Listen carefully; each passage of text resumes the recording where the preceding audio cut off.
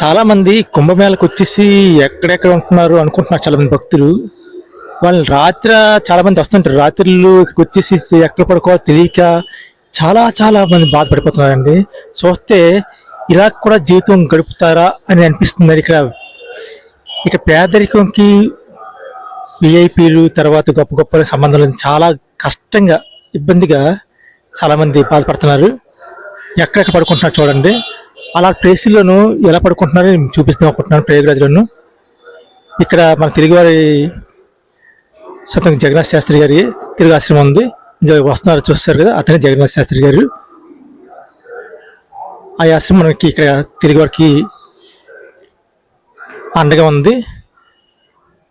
అంత ఎంత ఇబ్బందిగా పడ్డారో హోకలను చూడండి. చాలా ఘోరాతి ఘోరంగా ఇలా పడుకోవచ్చా కదండి. ఇంకా ఇక్కడ ఏం చేశారనేది నాకు తెలియడం లేదు. ఇక్కడ ప్రభుత్వాలు వచ్చాయి ఏం చేశారు అంటున్నారు, షెడ్లు వేశారు, ఎన్ని వేశారు, కానీ ఎన్ని వేసినా రోడ్ల మీద పడుకుంటున్నారండి. అసలు కుప్పలుగా తెప్పలుగా ఎక్కడ పడుకుంటున్నారు, ఏ విధంగా పడుకుంటున్నారు మీకు చూపించబోతున్నాను. ఇప్పుడు చూడండి, పదండి వెళ్దాం. అసలు రాత్రి అంటే ఇప్పుడు నేను పగలు తీస్తున్నాను వీడియో, అయితే అది రాత్రి జరిగిన విషయాన్ని అక్కడ చెప్పలేకపోయాను.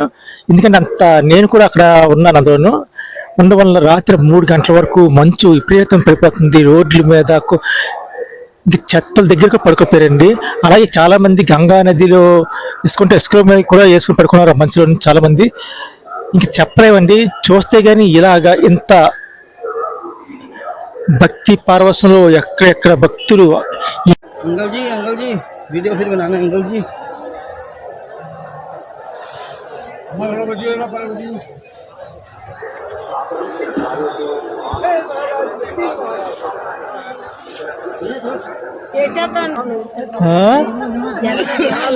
ఇది క్లాత్ వేస్తుంటారు రోడ్ల మీద, అలా పడుకున్నారండి. ఇంత చదివేస్తుంది, ఇంత మంచు, చెట్టు కింద కూడా ఇలా పడుకుంటున్నారు. ఏ క్లాత్ వేసినట్లు ఇక్కడ జాగ్రత్తగా వీటి అర్థం లేదు.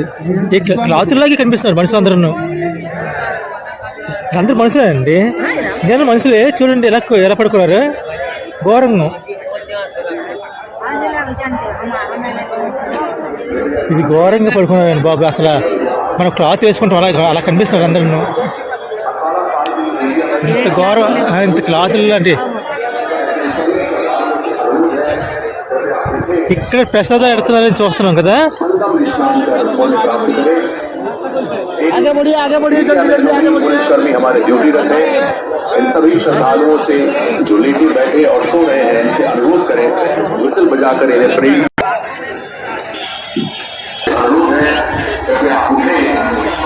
టైం 12:09,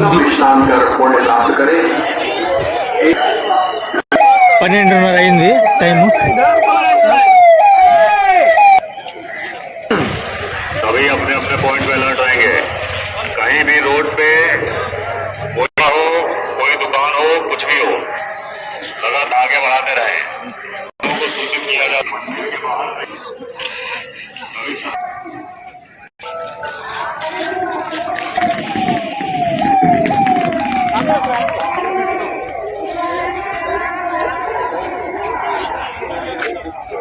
అడిగండి.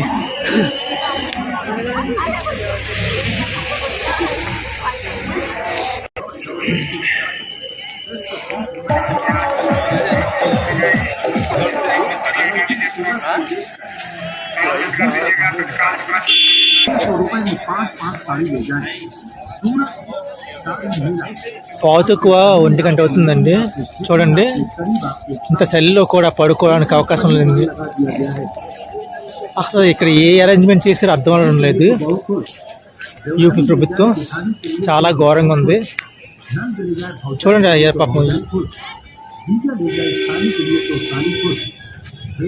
ఇంతమందికి అరేంజ్మెంట్ చేయరా అన్నట్లు అనుకుంటారు కానీ గుడారాలు వేస్తే బాగుంటుంది. పెద్ద గుడారాలు వేయచ్చు, పెద్ద గుడారాలు వేయడం పెద్ద ఎంత కాదు.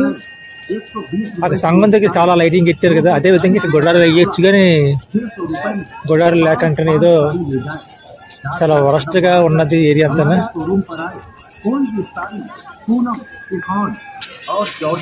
గట్టిగా వచ్చారు, మీ ఇష్టం, ఇలాగే ఉండండి అన్నట్లుంది. ఇక్కడికి వచ్చి గుడారాలు వేసి వదిలేసారు కానీ చిన్న చిన్నవి. చాలా ఘోరంగా ఉంది. చాలా ఘోరంగా ఉన్నదండి ఈ కూడా. ఏంటి ఏంటి అసలు మనుషులు అనుకుంటున్నారు, ఏంటి అనుకుంటున్నారు బాబు? ఇలాగా ఏదో ఉంది, దొరికింది, ఏదో పెడతానంటే ఇలా పెట్టడమే. మీ భక్తికి తార్కాణం ఇదే బాబు, ఎంతకంటే మేము చేయలేము అరేంజ్మెంట్స్ అన్ని.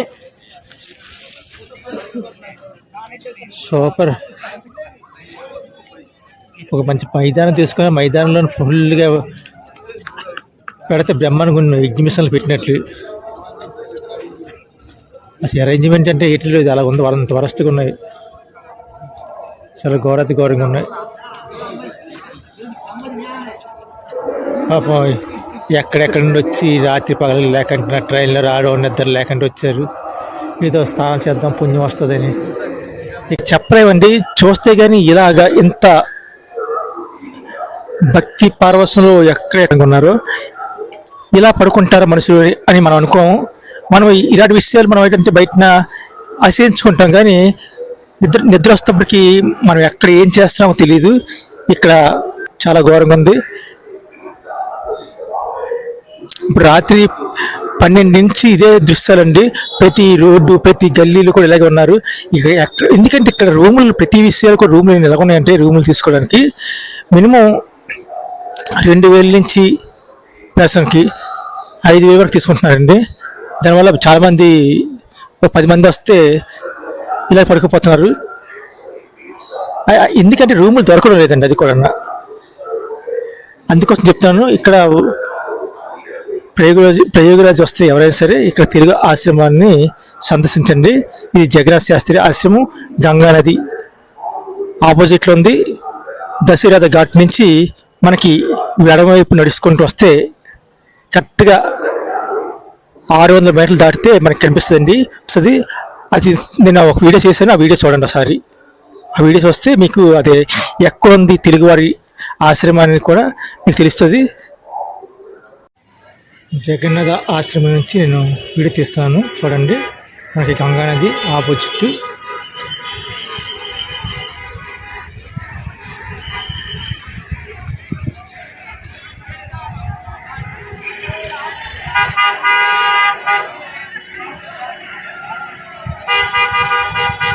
జగన్నాథ ఆశ్రమం చూడండి ఒకసారి మొత్తం.